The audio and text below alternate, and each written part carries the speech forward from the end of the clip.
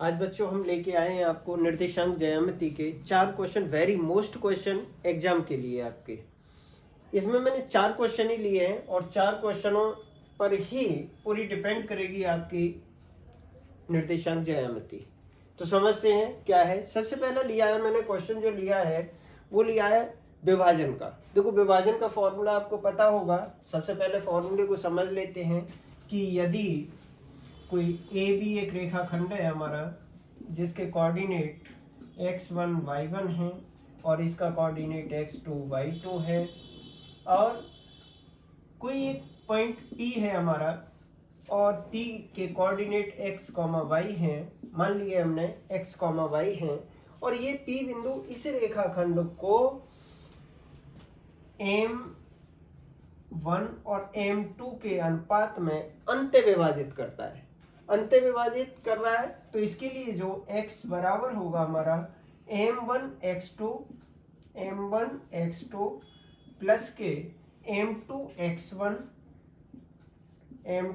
x1 upon के M1 plus M2। इसी तरीके से हम दूसरा जो लेंगे y कोऑर्डिनेट जो निकालना है आपको, तो y को कैसे निकालेंगे। y के लिए भी यही लगाएंगे फॉर्मूला, लेकिन इसकी M1 की मल्टीप्लाई किस में होगी अब y2 में, और प्लस के M2 की मल्टीप्लाई करेंगे y1 में, और अपॉन के M1 प्लस M2। ये आपके अंत्य विभाजन के कोऑर्डिनेट होते हैं जब आपको अनुपात दे रखा हो और किसी बिंदु के आपको निर्देशांक निकालने हों, तब हम इस फॉर्मूले का यूज करते हैं। और इसी में होता है एक वाह्य विभाजन का होता है। वाह्य विभाजन में केवल क्या लग जाता है, यहाँ पे माइनस का चिन्ह लग जाता है।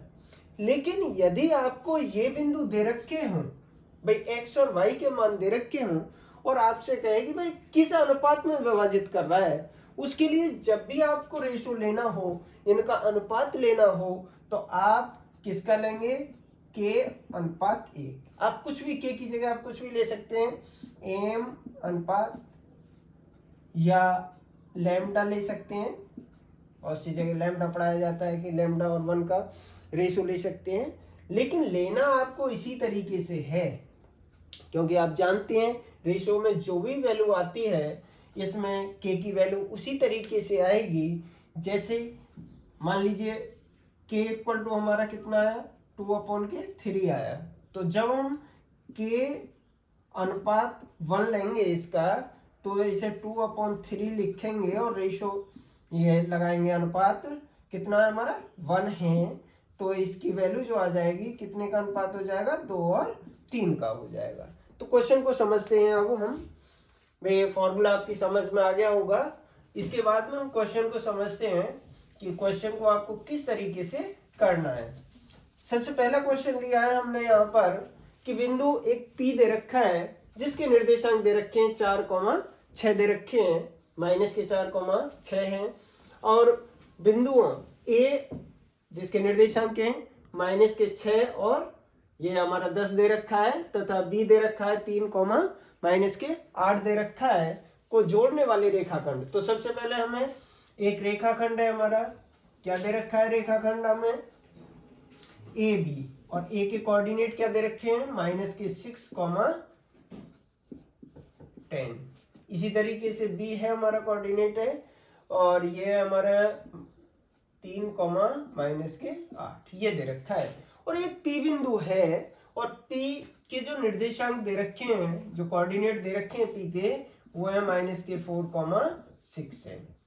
अब ये कोऑर्डिनेट आपको दे रखे हैं और आपको ये बताना है कि भाई जो AB रेखाखंड है, P बिंदु कहां पर है और किस अनुपात में इसे क्या कर रहा है, विभाजित कर रहा है। तो हमने अनुपात को जो मान लिया वो k और किसका, 1 का रेशो ले लिया, k अनुपात 1 का रेशो ले लिया। अब हम क्या निकालेंगे भाई, बिंदुओं को निकालेंगे। तो बिंदु P के जो निर्देशांक है हमारे, वो कितने दे रखे हैं, माइनस के 4,6 दे रखे हैं। तो माइनस के 4 इसके जो निर्देशांक होंगे, वैसे जब आप उस फॉर्मूले को यूज करेंगे तो इसके निर्देशांक क्या आएंगे, देखो आप इसकी मल्टीप्लाई पहले वाले में करेंगे तो ये आ जाएगा 3k, और 1 है यहाँ पे, तो 1 की मल्टीप्लाई किस में करेंगे, -6 में, तो -6 अपॉन की क्या आता था, m1 प्लस m2। m1 की जगह क्या है हमारा ये, और m2 की जगह क्या है हमारा ये है, तो कितना आ जाएगा हमारा k प्लस 1 आ गया, कॉमा। इसके बाद में हम y का कोऑर्डिनेट निकालते थे, y का क्या करते थे, इसकी मल्टीप्लाई किस में, y वाले में करेंगे, तो ये आ जाएगा -8 k आ गया, और भी आप 1 की मल्टीप्लाई इसमें होगी, तो ये आ गया हमारा 10 आ गया, अपॉन के प्लस कितना आ गया, 1 आ गया। समझ में आ गया ये। लेकिन ये मान तो आपको दे रखे हैं, वो किसके बराबर दे रखा है, -4 के बराबर ये दे रखा है, और ये किसके बराबर दे रखा है, 6 के बराबर दे रखा है। तो भाई हमें पता है कि -4 किसके बराबर होगा, इसके बराबर होगा, तो ये आ जाएगा 3k - 6 अपॉन के प्लस 1 आ गया। इसकी मल्टीप्लाई इधर कर दें, तो ये आ जाएगा -4 की मल्टीप्लाई के में होगी, तो -4k आ गया, -4 की मल्टीप्लाई एक में करी हमने, तो कितना आ गया हमारा, -4 आ गया, बराबर 3k और -6। अब देखिए, अब इसे आप इधर ले जाएं और इसको आप इधर ले आए, तो ये इधर आएगा, तो -4k तो है ही है हमारे, और ये इधर आ गया तो -3k हो गया, और इस 4 को इधर ले गए तो -6 तो है ही है पहले से, और -4 को इधर ले गई तो भैया क्या हो गया, ये प्लस का हो गया, कितना हो गया, 4 हो गया, 4 और 3 कितने हो गए, -7 आ गए, और ये कितने आ गए हमारे, -2 आ गए। देखो इधर भी माइनस है, इधर भी माइनस है, इससे ये कैंसिल हो गया, 7 का इधर भाग हो गया, तो k बराबर क्या आ गया, 2/7 आ गया। तो जो अनुपात आ गया वो आ गया 2/7 अनुपात 1, यानी कि क्या अनुपात आ गया, 2:7 का अनुपात आ गया। इस तरीके से हम क्या निकाल सकते हैं, अनुपात को निकाल सकते हैं। आप चाहें तो इसका भी यूज कर सकते हैं, इसे किसके बराबर रखना है, 6 के बराबर, लेकिन अनुपात यही निकल करके आएगा आपका। समझ में आ गया क्वेश्चन। एक क्वेश्चन और लिया है इसी पे आधारित मैंने, दूसरा क्वेश्चन जो लिया है इसी पे आधारित है, बिल्कुल सेम इसी तरीके से है, लेकिन थोड़ा सा उसमें चेंज है, और ये क्वेश्चन कई बार यानी थोड़ा सा घुमा देते हैं एग्जाम में, और पूछा गया है ये। अब देखें इसे क्या लिया है क्वेश्चन मैंने, बिंदु दे रखा है 5, -6 और -1, -4 को जोड़ने वाले रेखाखंड को y अक्ष किस अनुपात में विभाजित करती है, यानी y अक्ष आ जाए या x अक्ष आ जाए। भाई ये कोई भी एक रेखाखंड है हमारा, मान लीजिए ये हमारा रेखाखंड है, ये a मान लिया हमने, एक b मान लिया, a के कोऑर्डिनेट हमने ये ले लिए, ये क्या दे रखे हैं 5, कितने हैं -6 दे रखा है, इसके कोऑर्डिनेट कितने दे रखे हैं -1, -4 दे रखे हैं, आपको ये दे रखे हैं।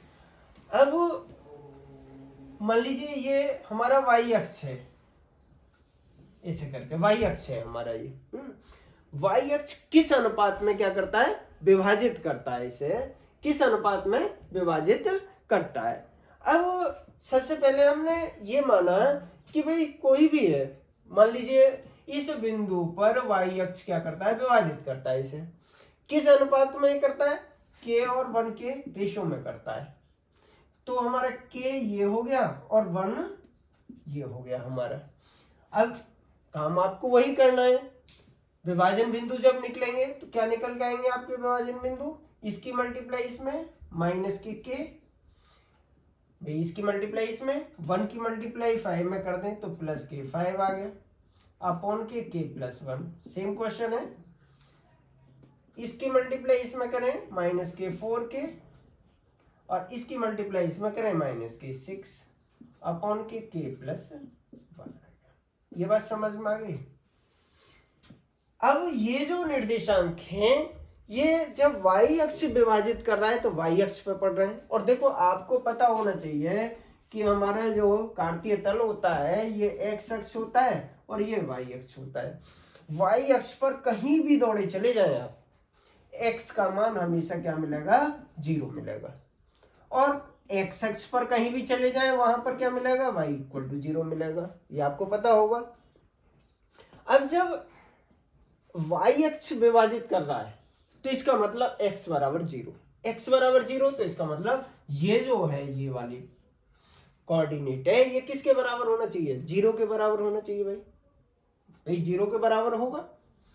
तो माइनस के प्लस के 5 अपॉन के प्लस 1 बराबर क्या रख देंगे 0, और इसकी मल्टीप्लाई इधर करें तो माइनस के प्लस के 5 इक्वल टू क्या आ गया भाई 0 आ गया।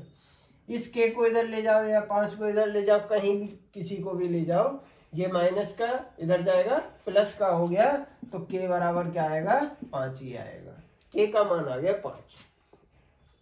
अब के का मान जब 5 आ गया तो कितने के रेशो में हो गया ये भाई, अनुपात क्या माना था, वाई अक्ष से कितने के अनुपात में विभाजित करता है, लिख देंगे लाइन, वाई अक्ष इस रेखाखंड को 5:1 में विभाजित करता है। तो कितने में कर दिया इसने, 5 और 1 में विभाजित कर दिया। समझ में आ गई बात, सीधा सा बिल्कुल क्वेश्चन वही था जो पहला वाला था भाई, के और 1 के रेशो में हमने मान लिया, माना वाई अक्ष रेखाखंड AB को के अनुपात 1 में विभाजित करता है। किस बिंदु पर कर रहा है, P बिंदु पर मान लिया, अतः P के निर्देशांक यहां पे लिख देना, P के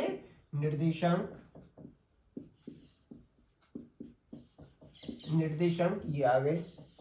वाई अक्ष विभाजित कर रहा है इसलिए क्या होगा, इसका मान भुज जो होगा इसका ये वाला किसके होगा 0 के बराबर होगा, क्योंकि x उसमें क्या होगा 0 होगा। यदि बाई चांस घुमा दे क्वेश्चन को और यहाँ पे y की जगह x कर दे तो आपको फिर भैया काम यही करना है, लेकिन इसको 0 के बराबर करना होगा दूसरे वाले को।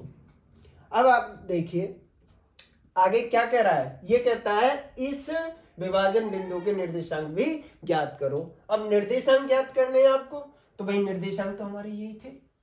अब जब ये निर्देशांक हैं तो x बराबर 5 रख दो, तो सीधी सी बात है भाई, ये तो हमारा पहला तो x 0 रहेगा ही रहेगा 0, कॉमा यहाँ पे हमने 5 रखा तो 5 चौक 20, और माइनस के हैं ये भी माइनस के हैं, तो 20 और 6 कितने हो गए 26 हो गए माइनस के, और 5 यहाँ पे रखा, 5 और 1 कितना आ गया हमारा 6 आ गया, और काटना चाहो तो 2 से काट दो, 2 तिया 6 और 2 से इसे काट दो 13, तो इसके निर्देशांक कितने आ गए हमारे, ये आ गए 0, माइनस के 13/3। समझ में आ गया, बहुत ही बढ़िया आसान क्वेश्चन है, लेकिन थोड़ा सा घुमा कर पूछ लेता है, कभी x अक्ष कह देता है तो कभी y अक्ष कह देता है। x अक्ष कहता है तो y बराबर 0 रखना है, y वाले कोऑर्डिनेट को 0 रखना है, और y अक्ष कहता है तो x वाले कोऑर्डिनेट को करना है, बाकी निकालना है, ऐसे ही है। तीसरा क्वेश्चन देखते हैं। देखो तीसरा क्वेश्चन वेरी मोस्ट क्वेश्चन है। इसमें क्या कह रहा है भाई, इसमें संरेख, मैंने अपनी पिछली वीडियो में आपको संरेख के बारे में एक वीडियो डाली थी और उसमें मैंने समझाया था आपको कि यदि कोई 3 बिंदु हैं और वो कहता है कि भाई ये 3 बिंदु संरेख हैं, तो उनसे बने त्रिभुज का क्षेत्रफल जो होता है वो 0 होता है। उसी पर आधारित एक क्वेश्चन लिया है। ये कह रहा है यदि बिंदु a,0, 0,b तथा 1,1 संरेख हैं तो हमें ये सिद्ध करना है।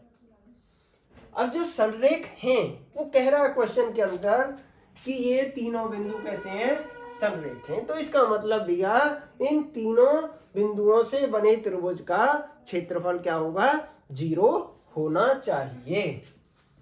बिंदु करेंगे कैसे क्वेश्चन को, बिंदु a,0 दूसरा दे रखा है 0,b तथा 1,1 संरेख हैं, तब इनसे बने त्रिभुज का क्या क्षेत्रफल बराबर किसके होगा 0 के। क्षेत्रफल निकालने के लिए भी मैंने आपको एक ट्रिक बताई थी, और वो ट्रिक क्या थी कि जो भी आपको पॉइंट दे रखे हैं उन्हें आप इस तरीके से लिख लें 1,0, 0,b और 1,1। तीनों बिंदुओं को लिख लिया हमने, और जो सबसे पहले लिखा था उसे हमने सबसे बाद में और लिख दिया 1,0। करना कुछ नहीं है, 1/2 लगता ही है।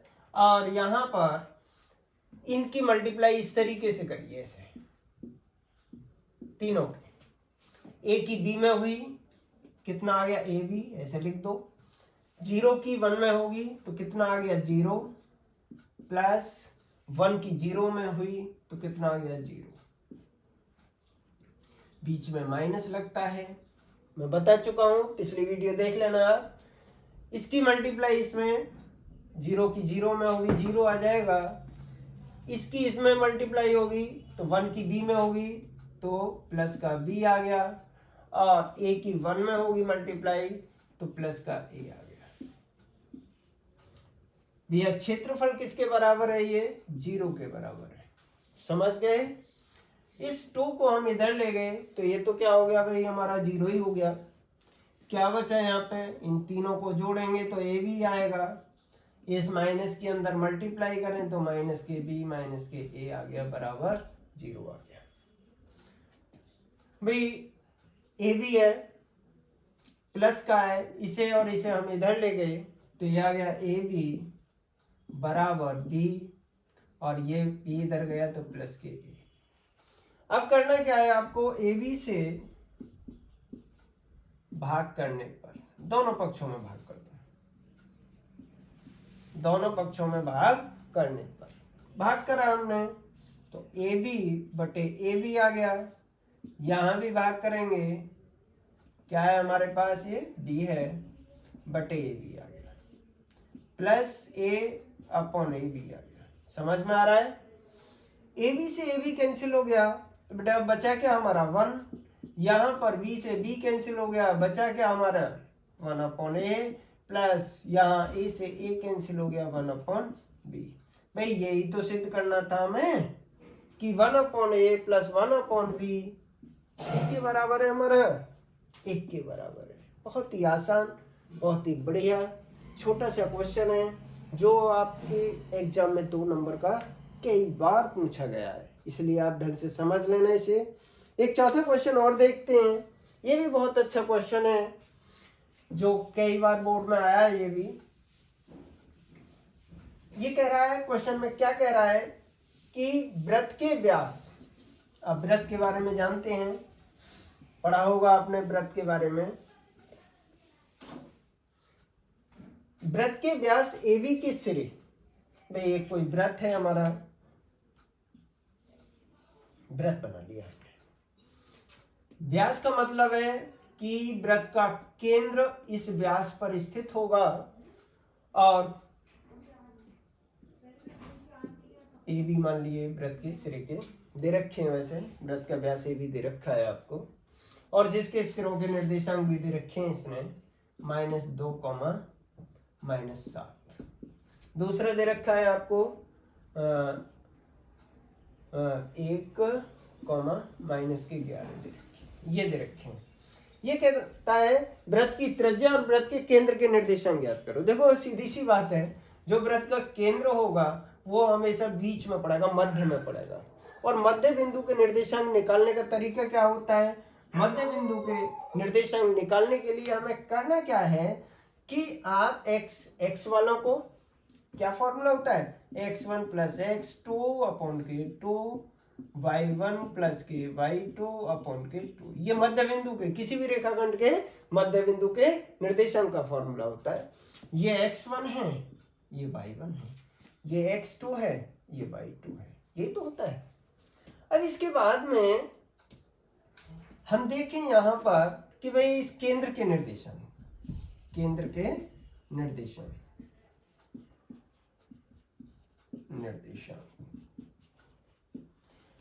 भाई कितना है? -2 है और +1 बटे कितना आना है 2।